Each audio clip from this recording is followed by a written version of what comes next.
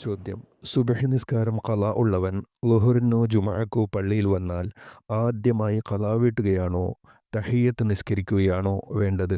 ഉത്തരം: ഖളാ വീട്ടുകയാണ് വേണ്ടത്. ഖളാ വീട്ടുമ്പോൾ തഹിയ്യത്തും അതിൽ ഉൾപ്പെടും. അതുകൂടി കരുതിയാൽ മതി. ചോദ്യം: അത്തഹിയ്യാത്തിനിരിക്കുമ്പോൾ വലത്തെ കാലിൻ്റെ പെരുവിരൽ കുത്തിവെക്കണമല്ലോ. അത് സലാം വീടുന്നതുവരെ തുടരൽ നിർബന്ധമുണ്ടോ? ഉത്തരം: അത്തഹിയ്യാത്തിന് ഏത് നിലക്കും ഇരിക്കാവുന്നതാണ്. ഇത് തർക്കമറ്റ കാര്യമാണ്. ശേഷം സലാം വരുന്ന അത്തഹിയ്യാത്തിൽ തവറുക്കിൻ്റെ ഇരുത്തവും അല്ലാത്ത ഇരുത്തങ്ങളിൽ അത്തഹിയ്യാത്തിനായാലും അല്ലെങ്കിലും ഇഫ്തിറാഷും സുന്നത്താണ്. അവ ആ ഇരുത്തം കഴിയുന്നതുവരെ നിലനിർത്തലും സുന്നത്താണ്. ഒഴിവാക്കുന്നതുകൊണ്ട് നിസ്കാരത്തിന് കുഴപ്പമില്ല. ഇടത്തെ കാൽപാദത്തിൻ്റെ പുറംഭാഗം ഭൂമിയിൽ പതിച്ച് ചെരിച്ചുവെച്ച് അതിന്മേൽ ഇരിക്കുകയും വലത്തെ കാൽപാദത്തിൻ്റെ വിരലുകളുടെ അടിഭാഗം നിലത്ത് ചേർത്ത് ഖിബിലയിലേക്ക് നേരെ കുത്തിവെക്കുകയുമാണ് ഇഫ്തിറാഷ്. കാൽപാദങ്ങൾ രണ്ടും അപ്രകാരം വെക്കുകയും ഇടത്തതിനെ വലത്തതിൻ്റെ അടിയിലൂടെ വലഭാഗത്തേക്ക് തള്ളിവെക്കുകയും നിലത്ത് പൃഷ്ഠം പതിച്ചിരിക്കുകയുമാണ് തവറുക്ക്. ചോദ്യം: റുക്കൂഇൽ നിന്ന് ഉയർന്നതിന് ശേഷം ഇഅ്തിദാലിൽ കൈകെട്ടുന്നതിൻ്റെ വിധിയെന്ത്?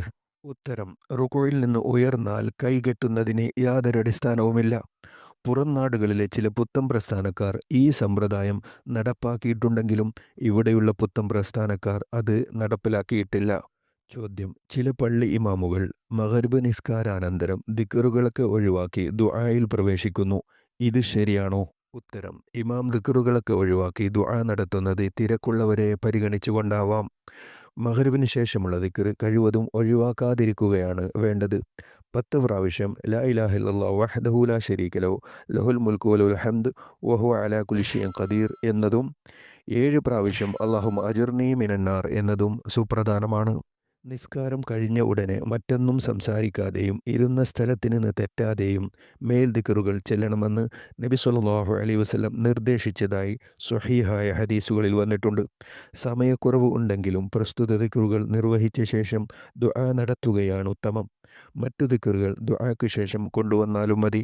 ചോദ്യം: ഒരു നിസ്കാരം നിർവഹിച്ചു കൊണ്ടിരിക്കെ അടുത്ത നിസ്കാരത്തിൻ്റെ സമയമായി. എന്നാൽ നിർവഹിച്ചു കൊണ്ടിരിക്കുന്ന നിസ്കാരം അദാ ആയിട്ടാണോ ഖളാ ആയിട്ടാണോ പരിഗണിക്കുക? ഉത്തരം: നിസ്കാരം അദാ എന്നും ഖളാ എന്നും കരുതൽ സുന്നത്ത് മാത്രമാണ്.